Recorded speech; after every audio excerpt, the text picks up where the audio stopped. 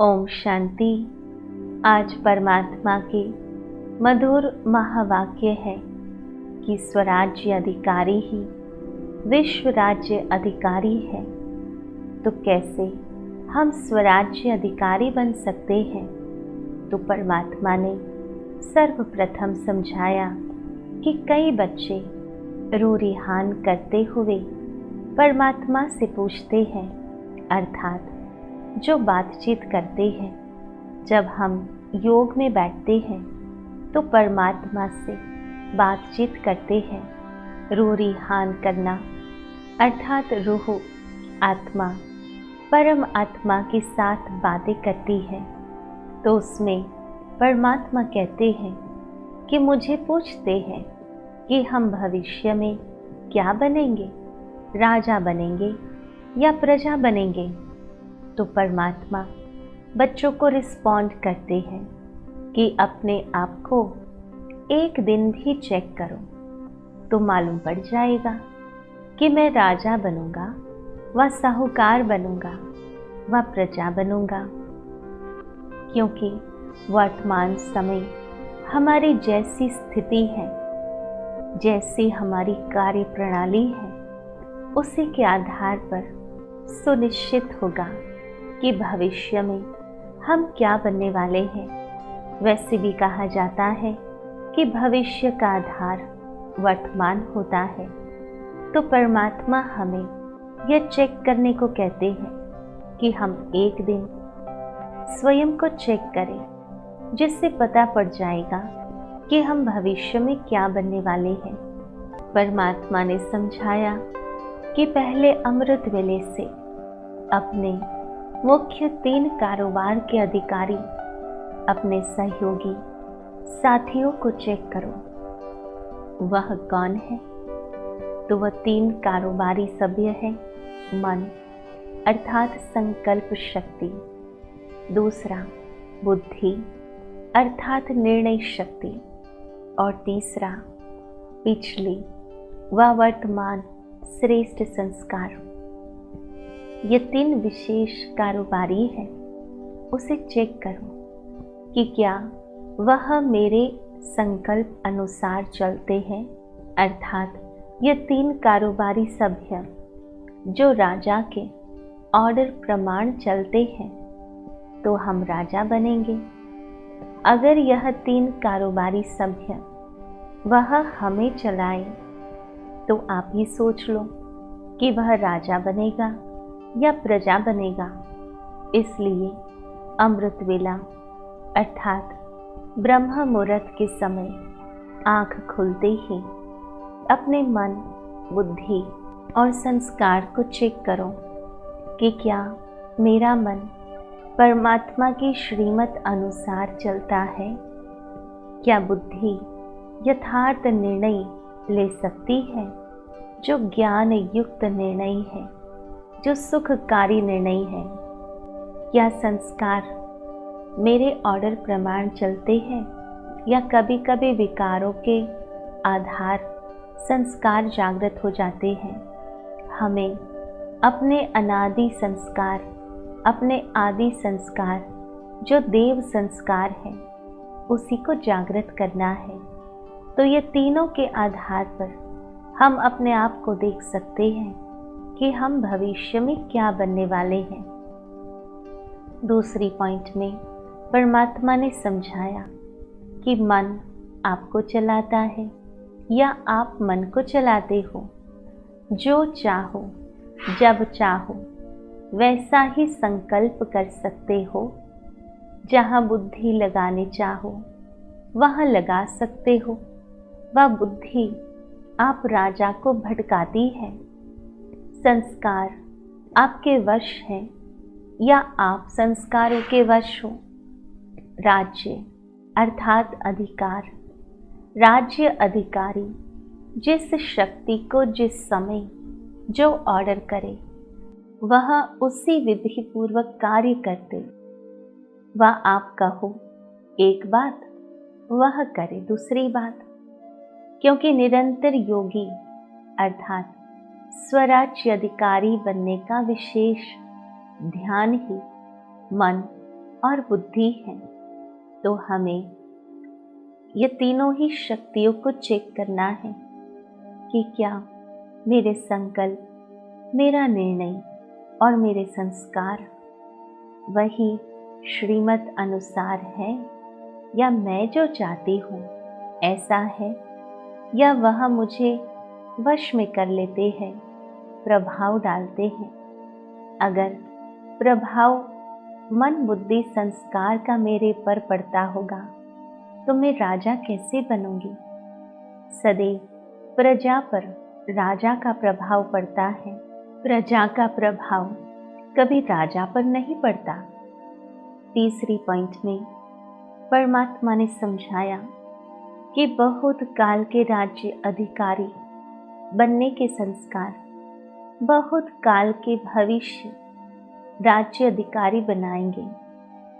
अगर कभी अधिकारी कभी वशीभूत हो जाते हैं तो आधा कल अर्थात पूरा राज्य भाग्य का अधिकार प्राप्त नहीं कर सकेंगे। आधा समय के बाद त्रेता युगी राजा बन सकते हो। सारा समय राज्य अधिकारी अर्थात राज्य करने वाले रॉयल फैमिली के समीप संबंध में नहीं रह सकते। अगर वशीभूत बार बार होते हो तो संस्कार अधिकारी बनने नहीं देता। लेकिन राज्य अधिकारी के राज्य में रहने वाले हैं, वह कौन हो गए? वह हुई प्रजा। तो समझा, राजा कौन बनेगा, प्रजा कौन बनेगा? अपने ही दर्पण में अपने तकदीर की सूरत को देखना है। चौथी पॉइंट में परमात्मा ने वरदान दिया, भटकती हुई आत्माओं को यथार्थ मंजिल दिखाने वाले चैतन्य लाइट हाउस भव। तो परमात्मा ने समझाया, किसी भी भटकती हुई आत्मा को यथार्थ मंजिल दिखाने के लिए चैतन्य लाइट माइट हाउस बनो, क्योंकि लाइट माइट हाउस ही तो भटकती हुई आत्माओं को समुद्र के किनारे ले आते हैं, उनको सही राह दिखाते हैं। हमें भी इस संसार सागर में भटकती हुई आत्माओं को हमें लाइट हाउस माइट हाउस बनकर उन्हें राह बतानी है। इसके लिए दो बातें ध्यान पर रहे। सबसे पहली पॉइंट कि हर आत्मा की चाहना को परखना, जैसे योग्य डॉक्टर उसे कहा जाता है जो नब्ज को जानता है। ऐसे परखने की शक्ति को सदा यूज करना। और दूसरी बात, सदा अपने पास सर्व खजानों का अनुभव कायम रखना। सदा यह लक्ष्य रखना कि सुनाना नहीं है, लेकिन सर्व संबंधों का, सर्व शक्तियों का अनुभव कराना है। जो स्वयं अनुभव करता है वही तो दूसरों को अनुभव करा सकता है। तो हमें सर्व शक्तियों का और परमात्मा से सर्व संबंध का अनुभव करना है। पांचवी पॉइंट में परमात्मा ने समझाया कि दूसरों की करेक्शन करने के बजाय एक परमात्मा से ठीक कनेक्शन रखो। जब हम दूसरों को करेक्ट करने चले जाते हैं तो स्वयं में कमियां रह जाती हैं, परंतु जब हमारा अटेंशन परमात्मा के साथ होगा, अर्थात हमारी मन बुद्धि की तारें परमात्मा के साथ कनेक्टेड होंगी, तो हमें क्या करना चाहिए, क्या नहीं करना चाहिए, उसके सत्य और सचोट स्पष्ट इंस्पिरेशन मिलते हैं, प्रेरणाएं मिलती है।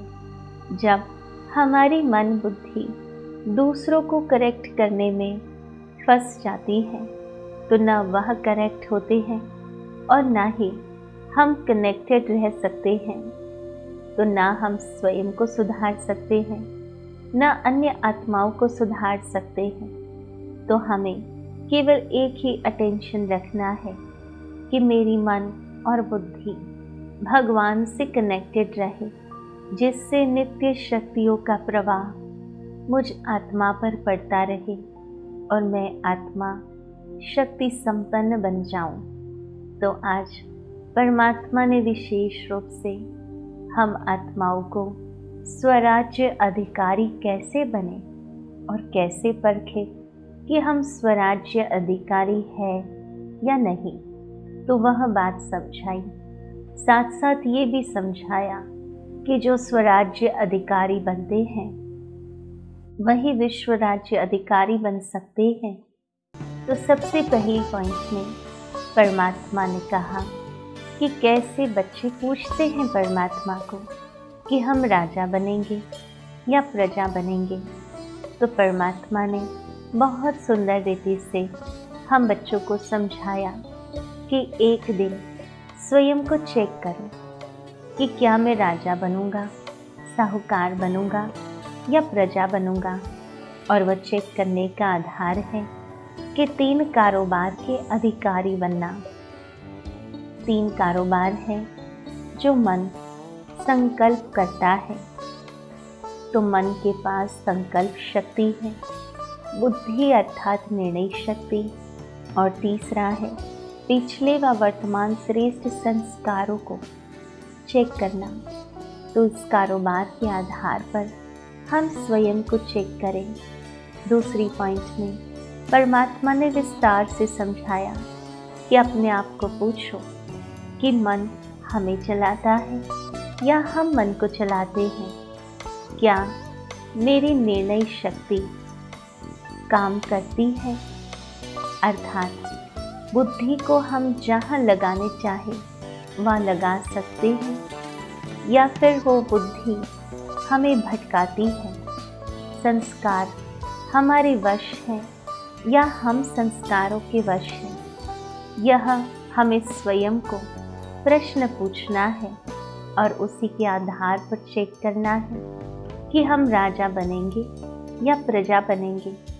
तीसरी पॉइंट में परमात्मा ने यह समझाया कि बहुकाल का अभ्यास चाहिए, तब हम बहुत काल के लिए भविष्य विश्व महाराजन बन सकते हैं, राज्य अधिकारी बन सकते हैं।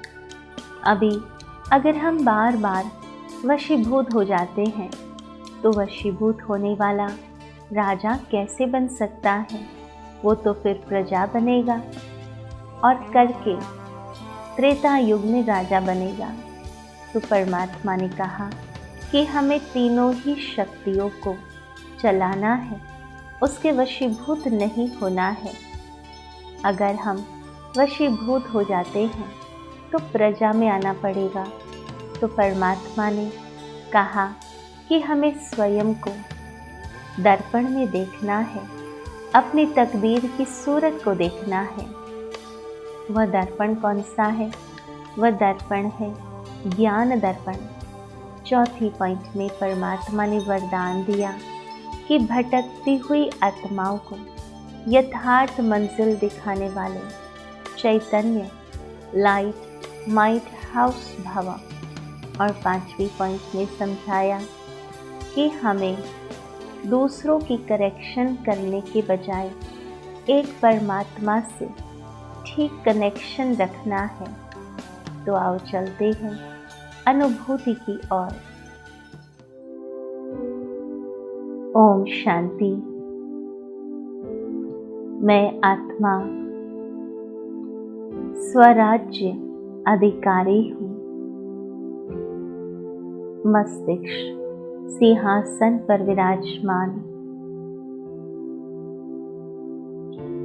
मैं आत्मा राजा अपने मन, बुद्धि और संस्कारों को अपने ऑर्डर प्रमाण चलाने वाले हूँ।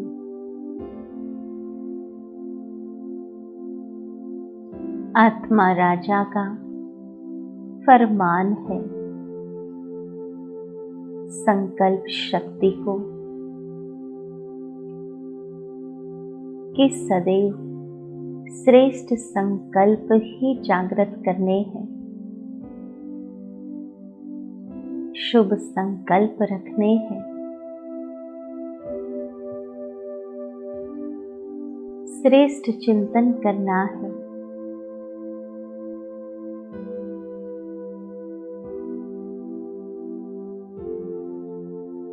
आत्मा राजा का बुद्धि को फरमान है कि सदैव यथार्थ योग्य निर्णय लेने हैं।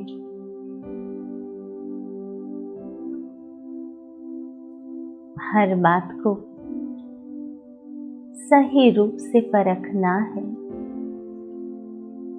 और उसी अनुसार निर्णय लेने हैं।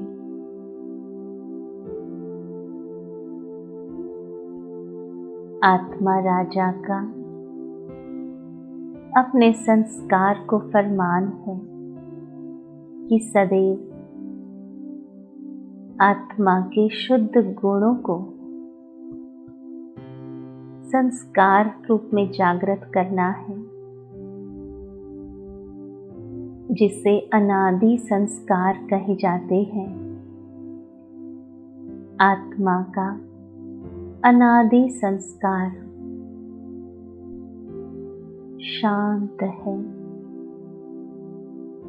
प्रेम स्वरूप है,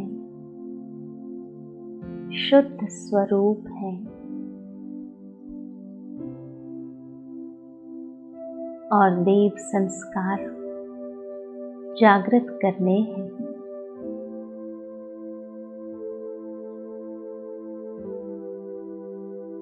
सुबह से उठ करके ही ये तीनों ही फरमान मन, बुद्धि और संस्कार को हमें देने हैं और रात्रि को मन, बुद्धि और संस्कार से हिसाब पूछना है कि क्या फरमान अनुसार कर्म किया। तब हम राज अधिकारी बन सकते हैं।